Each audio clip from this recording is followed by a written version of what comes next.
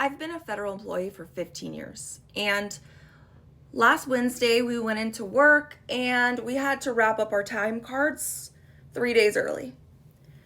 Normally we would have wrapped them up on Friday to get paid this coming Friday, October 10th, but on Wednesday we had to wrap them up until September 30th.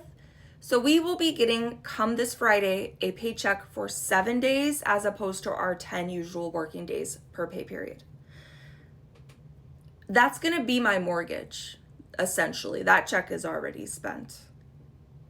After that, I'm on credit cards.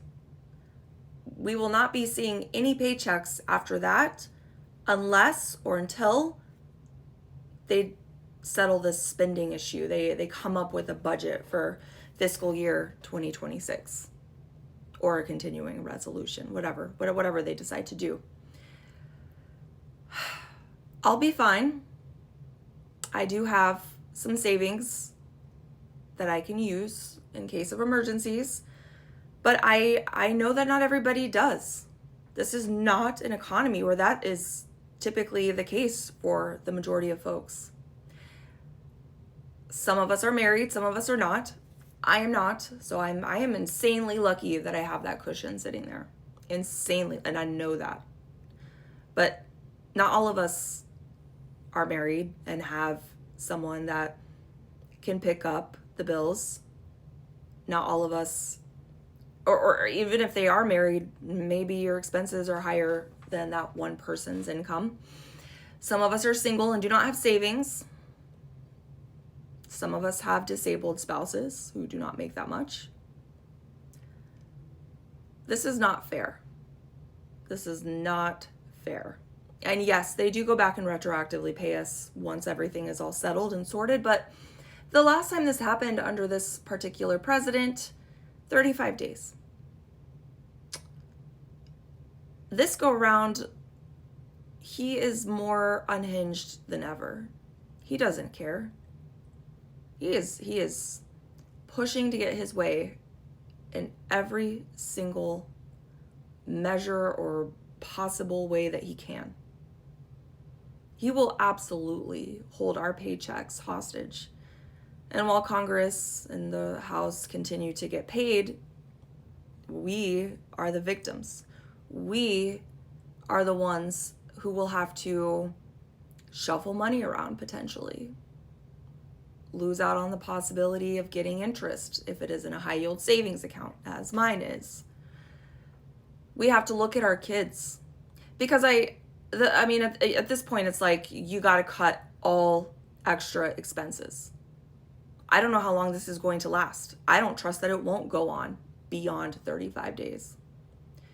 So my kid asked me today, she's 11, she shouldn't have to experience a fallout of this bullshit.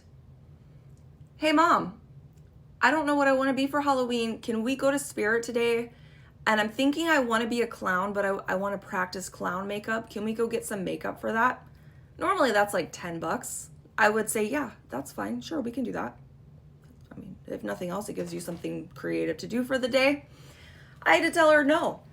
I had to look at her and be like, and I was frustrated. I was frustrated that I had to tell her this. I'm like, I'm sorry. Like, you know how I told you Mom's not getting paid? Like, all extra shit, anything fun, that's shaved from the budget until further notice. Because I don't know if I'm going to have to spread that savings account money for 4 months or 5 months.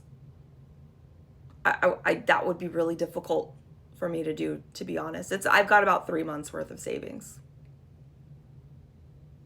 I do have credit card debt. So putting things on credit isn't really an ideal situation. I don't really want to do that, but I will if I have to. But you still got to pay those. You know, I'm part of a system where I don't want my credit to slip either. So I have to keep continuing to pay this shit.